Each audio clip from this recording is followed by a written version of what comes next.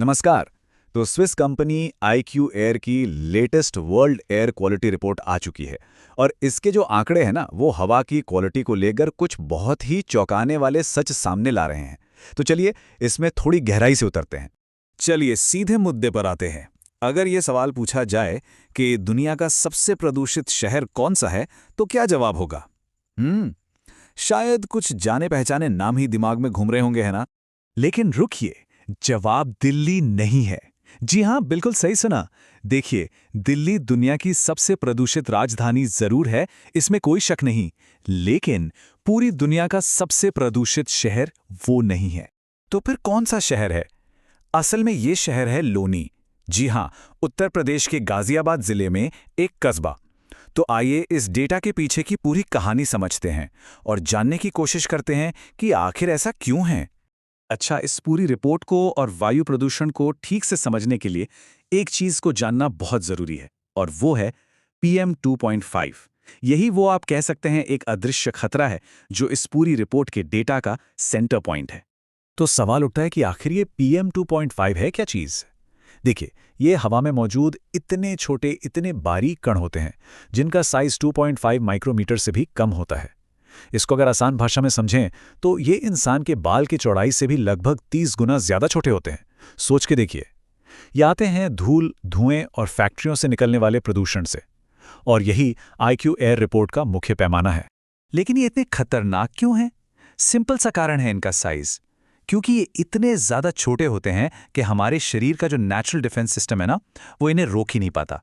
ये सांस के जरिए सीधे हमारे फेफड़ों में और वहां से सीधे खून में घुल जाते हैं, और इससे, जैसा कि सोचा जा सकता है, फेफड़ों और दिल से जुड़ी गंभीर बीमारियों का खतरा बढ़ जाता है। तो चलिए अब वापस भारत पर फोकस करते हैं और इसकी शुरुआत करेंगे रिपोर्ट के सबसे शॉकिंग नंबर से, जो लोनी से आ रहा है। अच्छा, लोनी के नंबर देखने से पहले एक बेंचमार्क सेट कर लेते हैं ताकि हम समझ पाएं कि सिचुएशन कितनी खराब है। देखिए, वर्ल्ड हेल्थ ऑर्गेनाइजेशन यानी WHO के मुताबिक हवा में PM 2.5 का सालाना एवरेज 5 माइक्रोग्राम प्रति क्यूबिक मीटर से ज्यादा बिल्कुल नहीं होना चाहिए। यह है सेफ लिमिट, इसे याद रखिएगा। और अब देखिए लोनी का आंकड़ा। यहाँ का औसत वार्षिक PM 2.5 लेवल है 112.5 माइक्रोग्राम प्रति क्यूबिक मीटर। कहाँ 5 और कहाँ 112.5। और चिंता की बात सिर्फ यही नहीं है, ये पिछले साल के मुकाबले में लगभग 23% ज्यादा है। मतलब हालात सुधरने के बजाय और बिगड़ रहे हैं। ये जो बार चार्ट है ना, ये जमीनी हकीकत को बिल्कुल साफ साफ दिखा रहा है। एक तरफ है WHO की 5 की सेफ लिमिट वाली छोटी सी बार, और दूसरी तरफ है लोनी की 112.5 की ऊंची बार। सीधे सीधे शब्दों में, लोनी में प्रदूषण का लेवल सेफ लिमिट से 22 गुना, जी हां 22 गुना से भी ज्यादा है। ये अंतर बहुत बड़ा है। तो सवाल ये है कि आखिर लोनी में ही इतना ज्यादा प्रदूषण क्यों है? इसके पीछे कोई एक वजह नहीं है, बल्कि कई चीजों का एक परफेक्ट स्टॉर्म बना हुआ है। पहला, पास के राज्यों पंजाब और हरियाणा से आने वाला पराली का धुआं। दूसरा, उस एरिया में बहुत ज्यादा इंडस्ट्रियल एक्टिविटी और ईंट के भट्टे। तीसरा, हेवी ट्रैफिक जो लगातार चलता रहता है। और इन सब पर सर्दियों में ठंडी हवा इन सारे प्रदूषकों को एक कंबल की तरह जमीन के पास ही ट्रैप कर लेती है, उन्हें ऊपर उड़ने नहीं देती। इससे हालत और भी भयानक हो जाती है। लेकिन देखिए, लोनी की ये कहानी ना भारत की एक बड़ी तस्वीर का सिर्फ एक छोटा सा हिस्सा है। अगर पूरे देश की बात करें तो इस रिपोर्ट के मुताबिक भारत दुनिया का 6ठा सबसे प्रदूषित देश है। नई दिल्ली, जैसा हमने पहले कहा, दुनिया की सबसे प्रदूषित राजधानी बनी हुई है। और ये सुनिए, दुनिया के टॉप 4 सबसे प्रदूषित शहरों में से 3 अकेले भारत में है। तो भारत की स्थिति तो साफ है, बहुत चिंताजनक है।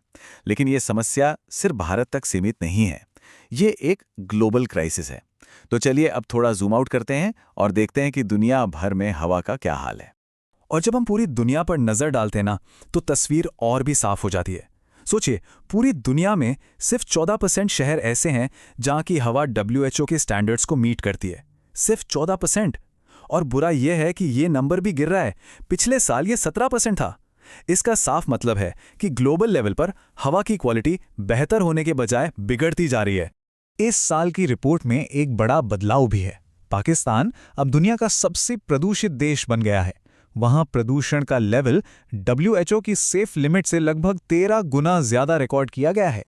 और हाँ, वायु प्रदूषण की कहानी स्थिर नहीं है, ये लगातार बदल रही है। एक तरफ हम देख रहे हैं कि जंगल की आग जैसी घटनाओं की वजह से प्रदूषण नॉर्थ अमेरिका और यूरोप जैसे इलाकों तक फैल रहा है, जहां पहले इतनी समस्या नहीं थी। वहीं दूसरी तरफ ला नीना जैसे मौसम के पैटर्न की वजह से लाओस और कंबोडिया जैसे देशों में हवा की क्वालिटी में थोड़ा सुधार भी देखा गया। ये दिखाता है कि ये समस्या कितनी कॉम्प्लेक्स और डायनामिक है। तो इतने सारे नंबर्स, चार्ट्स, रैंकिंग्स, इन सब का आखिर मतलब क्या निकलता है? बड़ी तस्वीर क्या है?